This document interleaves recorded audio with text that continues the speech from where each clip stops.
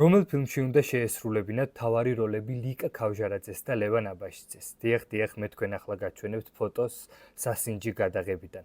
სხვათა შორის სულ ფიქრობდი, რომ აი ასეთი ლამაზი გოგო ყველა დროის და ყველაზე სიმპათიური ბიჭი ლევან აბაშიძე და ლიკა ქავჟარაძე როგორ ვერასდროს ვერ შეხვდნენ გადასაღებ მოედანზე ერთმანეთს. ისინი ერთ დროს იყვნენ საუკეთესო ფორმაში და ცალ-ცალკე ქმნიდნენ მნიშვნელოვან როლებს ქართულ კინოში და ნუ თუ აი ამ ტანდემის იდეა არავის გაუჩნდა თქო და აი ასეთ ფოტოებს მივაკვლიე.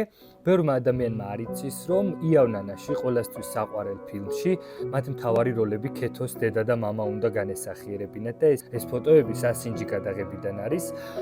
თურმე ამ დროს სპეციალურად ფილმისთვის დაწერილი სატრფიალო სიმღერა შეასრულეს ლიკამ და ლევანმა და ეს კადრები 1992 წელს აფხაზეთის ომის დაწყებამდე რამდენიმე თვით ადრეა გადაღებული. სულ ცოტა ხანში უკვე ლევან აბაშიძეს დაურეკავს ლიკასთვის და უთქვამს, რომ უნდა წავიდეთ საგურამოში ახლა მე გამოგივლი მანქანით, სადაც რეპეტიცია უნდა გავიაროთო ამ ფილმის.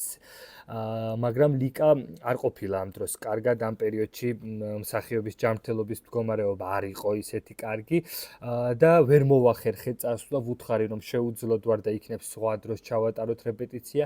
შემდგომი რეპეტიცია როცა დაინიშნა უკვე სხვა მიზეზებით ვერ მოვახერხეთ იქ წასვლაო და ისე მოხდა რომ აფხაზეთის ომი დაიწყო მალე და ლევან აბაშიძე უკვე წავიდა როგორც სამშობლოს პატრიოტი აი ამ ომში და ლიკა ამბობდა რომ მე რო აი იმ რეპეტიციაზე წავსულიყავი მაშინ იქნებ ყველაფერი სხვანაირად ყოფილიყო აი ამას ვერ პატიობდა საკუთარ თავს თუმცა იმასაც დასცენდა რომ როდესაც ლევან აბაშიძემ აფხაზეთის ომში წასვლის გადაწყვეტილება მიიღო მას ერთმანეთის პარალელურად სამ ფილმში იღებდნენ ამიტომ კინოგადაღება მისთვის დაბრკოლება ვერ გახდებოდა, თუმცა შეგვიძლია წარმოვიდგინოთ თუ როგორი შეიძლებოდა ყოფილიყო ეს ფილმი მათი მონაწილეობით, როცა ყველაზე დიდი ვარსკვლავი ორი ლეგენდა ახალგაზრდა თაობის გაიბწყინებდა ერთად ქართულ კინოში.